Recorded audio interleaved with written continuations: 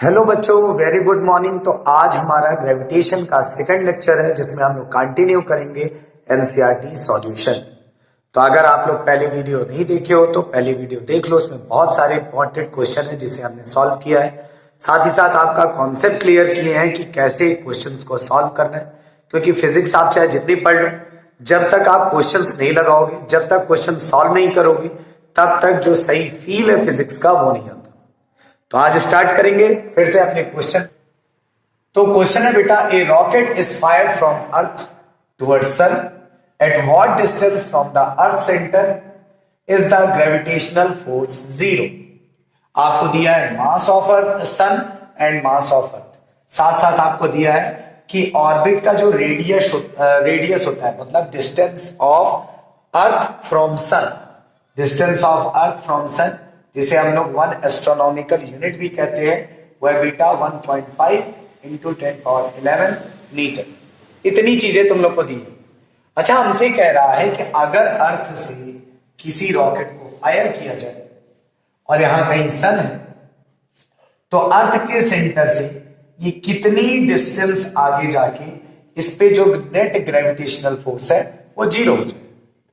तो मान लेते हैं कि ये मान लो यहां से हमारी रॉकेट ये फायर हो रही है, ठीक है ना, और ये वो डिस्टेंस है बेटा जहां पर रॉकेट पहुंच के नेट फोर्स यहां पर जीरो हो रहा है, नेट ग्रेविटेशनल फोर्स क्या हो रहा है, जीरो।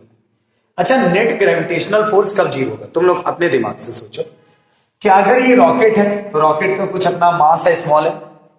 ये अर्थ है, अर्थ का अपना मास है स्मॉल एम ई। ये सन है, सन का अपना मास है स्मॉल एम एस। अच्छा, कोई दो ऑब्जेक्ट जिनके पास मास है वो एक दूसरे को अट्रैक्ट करते हैं ग्रेविटेशनल फोर्स से, क्लियर है? तो मतलब इस मास को, जो ये छोटा वाला मास है, इसे जो रॉकेट है बेटा, इस रॉकेट को अर्थ भी अट्रैक्ट करेगी विद सम फोर्स, और इसी रॉकेट को बेटा सन भी अट्रैक्ट करेगा विद सम फोर्स। बाकी और भी प्लैनेट्स होते हैं सोलर सिस्टम में, बट क्वेश्चन में लिखा है बाकी किसी को ना देखो, केवल सन को देखो और अर्थ को देखो। तो मींस ये भी अपना फोर्स लगा रहा है और ये भी लगा रहा है, दोनों अट्रैक्ट कर रहे हैं रॉकेट को। अब ये कंडीशन कब आएगी तुम लोग बताओ? बहुत बहुत सिंपल है क्वेश्चन। ये कंडीशन कब आएगी? ये कंडीशन बेटा तब आएगी जब सन का फोर्स और अर्थ का फोर्स बैलेंस हो जाए।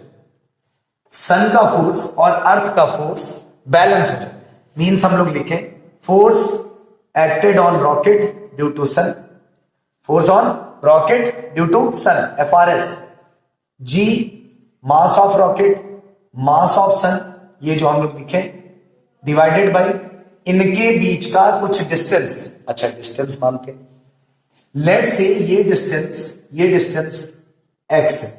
डिस्टेंस क्या है? x। कहां था? रॉकेट जहां पर फोर्स जीरो हो रहा है और अर्थ का सेंटर, रॉकेट की वो पोजीशन जहां पर नेट फोर्स जीरो है और अर्थ का सेंटर, इसके बीच की जो डिस्टेंस है वो x है। और हमें पता है कि पूरी डिस्टेंस कहां से, अर्थ के सेंटर से सन तक की पूरी डिस्टेंस बेटा होती है 1 एस्ट्रोनॉमिकल यूनिट। कितनी होती है? 1 एस्ट्रोनॉमिकल यूनिट, जिसे हम लोग कहते हैं 1.5 इंटू 10⁻11 मीटर। अब ये पूरी डिस्टेंस 1 एस्ट्रोनॉमिकल यूनिट है, इतनी डिस्टेंस x है, तो ये कितना बची बेटा? 1 एस्ट्रोनॉमिकल यूनिट में माइनस करेंगे x को, ये डिस्टेंस है। तो सन और रॉकेट के बीच की जो डिस्टेंस है वो क्या है? 1 astronomical unit, 1.5 into 10⁻11 minus x whole square. यही तो ग्रेविटेशनल फोर्स का फॉर्मूला पढ़े हो। इसी तरह हम लोग निकालेंगे force on rocket due to earth. ये क्या होगा? G रॉकेट का मास, अब अर्थ का मास, डिवाइडेड बाय इनके बीच की डिस्टेंस x², जो कि ये डिस्टेंस। अब नेट फोर्स कब जीरो होगा बेटा? जब ये दोनों बैलेंस हो जाए, मतलब FRS इक्वल हो जाए FRE के, FRS इक्वल हो जाए FRE के। दोनों को इक्वल करें, G small m capital MS divided by 1.5 into 10⁻11 minus x whole square is equal to G small m capital ME divided by x²। देखो G से G कैंसिल, स्मॉल m से small m cancel, अब एक काम करते हैं, square वाले term को एक तरफ कर लेते हैं, बिना स्क्वायर वालों को एक तरफ कर लेते हैं। तो क्या किया जाए, x square upon 1.5 into 10 to the power 11 minus x. एक काम कर लेते हैं, देखो इस पे भी स्क्वायर है, इस पे भी है, तो ऐसे कर लेते हैं होल स्क्वायर। सही है। यहां पर देखो क्या बेटा, mass of earth divided by mass of sun, mass of earth divided by mass of sun. यही तो डिस्टेंस है जो फाइंड करना है। क्या पूछा है, eight what distance from the earth centre, ये डिस्टेंस निकालना है x। बताओ कितना इजी। आप इसे सॉल्व नहीं कर पाओगे, बहुत इजी है, केवल कैलकुलेशन रह गया बस। नोट कर लो, इरेज कर रहा हूं, इरेज करें, चलो बहुत इजी है बेटा, बस इसे सॉल्व कर लो, आंसर 2 मिनट के अंदर आ जाएगा। चले रखे, x upon 1.5 into 10 to the power 11 minus x is equal to mass of earth 6 into 10 power 24, mass of sun 2 into 10 power 30, KG था कैंसिल हो गया, 2 3 जा और 30 से 6 बचा, x upon 1.5 into 10 power 11 minus x is equal to 3 upon 10 to the power 6। क्या करेंगे, अच्छा यहां पर स्क्वायर था, यहां स्क्वायर हटाए तो यहां पर क्या लग जाएगा बेटा, रूट में क्या हो जाएगा, x upon 1.5 into 10 to the power 11 minus x is equal to √3 upon 10 to the power 3। सही है। इसे उधर भेजो, 10 टू दी पावर 3 इधर ला, सॉल्व करो इसे। अब मुझे यहां पर छोड़ देना चाहिए क्योंकि क्लास 11 के बच्चे हो यार, इनटू डिवाइड ये सब तुम लोग के लिए बिल्कुल तुम लोग के लिए बाय हाथ का खेल होना चाहिए, बहुत जल्दी सॉल्व हो जाना चाहिए। क्या सर आप हम लोग को बच्चे नहीं समझते, बच्चे ही हो तुम लोग, इसीलिए तो कह रहे हैं जल्दी से सॉल्व कर लिया करो। चलो तो सॉल्व करें, चलो x into 10 power 3, x into 10 to the power 3 √3 into, बहुत लोग के मन में क्वेश्चन है सर इतने खतरनाक चीजें क्यों मिलती हैं हम लोग बच्चे नहीं है हम लोग बच्चे नहीं है, इतने बड़े बड़े कैलकुलेशन कैसे हो रहा है। हाँ चलो तो क्या हो जाएगा, ये हो जाएगा देखो 1000x इज इक्वल टू √3 की वैल्यू होती है 1.73, तो 1.73 into 1.5 into 10 to the power 11 minus x. यहां से मल्टीप्लाई कर लो यार, मल्टीप्लाई वगैरह करके x टर्म को एक साइड कर लो, बिना x वाले टर्म को, अच्छा इसे मल्टीप्लाई करके इसे इधर ले आ लेते हैं, तो देखो क्या हो जाएगा 1001, इधर देखो माइनस में है ना, इसके साथ इंटू की इधर है प्लस में, 1001.73x is equal to 1.73 into 1.5 into 10 to the power 11। सही है। फिर क्या करेंगे, x is equal to 1.73 into 1.5 into 10 to the power 11 divided by 1001.73। इसे डिवाइड कर लो, आंसर आपके पास आ जाएगा। कितना आ जाएगा आंसर बेटा, आंसर ये आ जाएगा 2.59 into 10 to the power 8 metre, 2.59 into 10 to the power 8 metre. Clear है, क्लियर है, नोट कर लीजिए इसे, नोट करिए।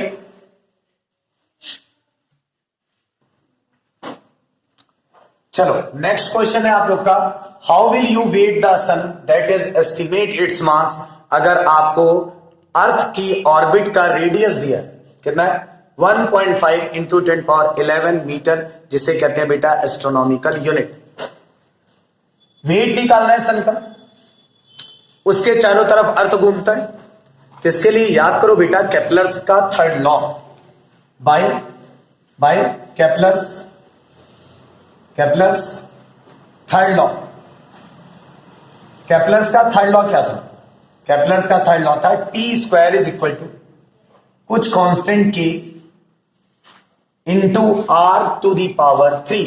आर क्या है, जो सुनो केपलर्स का थर्ड लॉ क्या था कि किसी भी प्लेनेट के अराउंड अगर कोई सैटेलाइट घूमे या फिर किसी सन के अराउंड कोई प्लेनेट घूमे तो उसका टाइम पीरियड डायरेक्टली प्रोपोर्शनल होगा उसके मीन रेडियस के क्यूब के, मीन रेडियस के क्यूब के।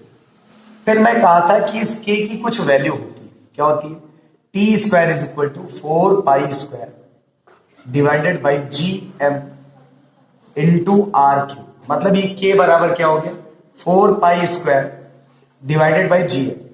बट एक क्वेश्चन था, ये मास किसका होगा, जो घूम रहा है या फिर जिसके चारों तरफ घूम रहा है, जो घूम रहा है या फिर जिसके चारों तरफ घूम रहा है।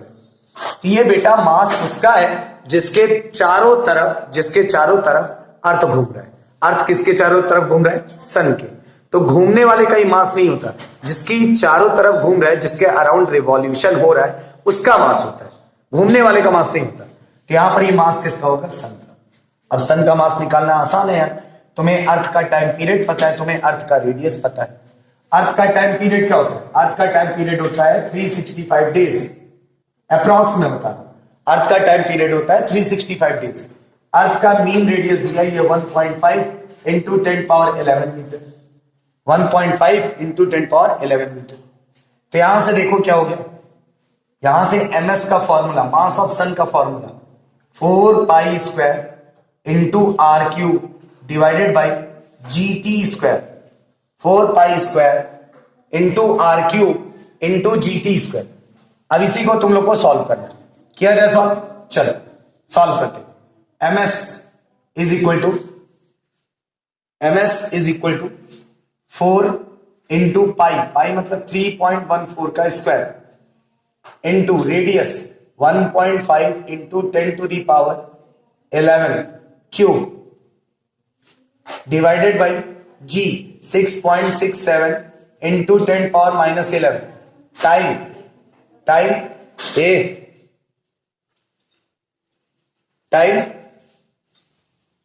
कितना है बेटा, 365 का स्क्वायर। बट याद रखना ये 365 डेज है, तो इसलिए डेज को हम लोग सेकेंड में बदलेंगे, डेज को हम लोग सेकेंड में चेंज करेंगे। क्या हो जाएगा सेकेंड में क्या हो जाएगा, इसे इरेज कराऊंगा, डेज को सेकेंड में चेंज कर रहे हैं तो क्या हो जाएगा बेटा 365 इंटू 24। डे को पहले आर में चेंज किए, फिर आर को मिनट में और मिनट को सेकंड में, ये हो गया टोटल कन्वर्जन। डे को किस में, सेकंड में कर ले। अब इसे सॉल्व करेंगे, 4 इंटू 3.14 का स्क्वायर कितना आएगा, ये आएगा बेटा 9.85।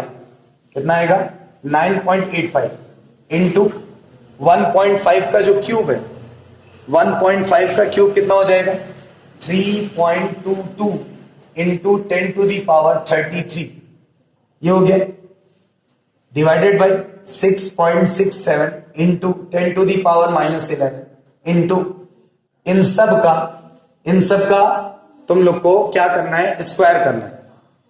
तो इन सब का जब स्क्वायर करोगे तो तुम लोग को मिलेगा पहले इसका 365 का स्क्वायर, 365 का स्क्वायर मिलेगा 133 और कितना है 225 इंटू 24 का स्क्वायर मिलेगा तुम लोग को, 24 का स्क्वायर है 576, ये कुछ कैलकुलेशन करके मुझे रखना पड़ा, इंटू 60 का स्क्वायर है बेटा 3600 इंटू 3600, ये इतना काफी लंबा जा रहा है, कोई दिक्कत नहीं, हम इसे शॉर्ट करेंगे। पावर 11 ऊपर भेजो, प्लस हो जाएगा 44। इन सबको मल्टीप्लाई करेंगे, इन सबको मल्टीप्लाई करने पे आएगा बेटा 126.84 into 10 to the power 44 divided by ये कितना आ रहा है 6.67 इंटू, अच्छा यहां से देखो पावर निकालेंगे कैसे, 1 2 3 4 5,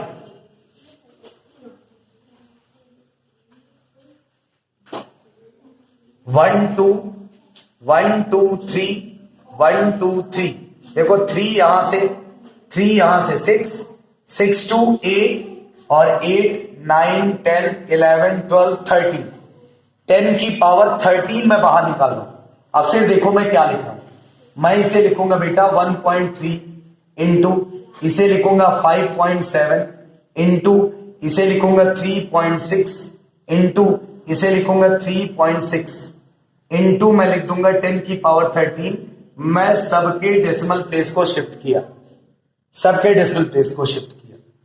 अब इन सबको मल्टीप्लाई करना आसान हो जाएगा, बल्कि जो ये बड़ा सा था इसको मल्टीप्लाई करना बहुत मुश्किल था। तो इन सबको मल्टीप्लाई करेंगे और इन सबको मल्टीप्लाई करने के बाद जो हमें मिलेगा वो मिलेगा, क्या मिल जाएगा बेटा? वो हमें मिल जाएगा 647। देखो क्या हो जाएगा, mass of sun is equal to 126.84 into 10 to the power 44 divided by 647.28 into 10 to the power 13। इतना होगा। ये ट्रिक लगाना, डेसिमल प्लेस को शिफ्ट करके पावर्स में चेंज करना, सॉल्यूशन इजी हो जाएगा। नहीं तो बहुत बड़े बड़े सॉल्यूशन है मान लो ग्रेविटेशन चैप्टर में। अब इसे डिवाइड करो, इसे डिवाइड करोगे तो ये अबाउट 1.95 के आसपास आ जाएगा। कितना आ जाएगा बेटा? अभी नहीं, यहां से एक पावर लेकर तब डिवाइड करना। एक पावर ले लो पहले, 1268.4 into 10 to the power 43 divided by 647.28 into 10 to the power 13। आप डिवाइड करोगे 1.95 इंटू पावर माइनस करोगे 10 की power 30। Mass of sun approx है 2 इंटू 10 पावर 30 और सब कुछ एसआई यूनिट में था, तो मास भी किस में रहेगा? एसआई यूनिट में। मास किस में रहेगा बेटा? एसआई यूनिट में। तो ये है आपका सॉल्यूशन सेकंड क्वेश्चन का। क्लियर है? तो आज केवल 2 ही क्वेश्चन करा पा रहे, टाइम कम है। फिर नेक्स्ट डे न्यू लेक्चर में और क्वेश्चंस आपको प्रैक्टिस कराएंगे। वीडियो को कंटिन्यू देखते रहो, लाइक जरूर कर देना, ठीक है? चलो।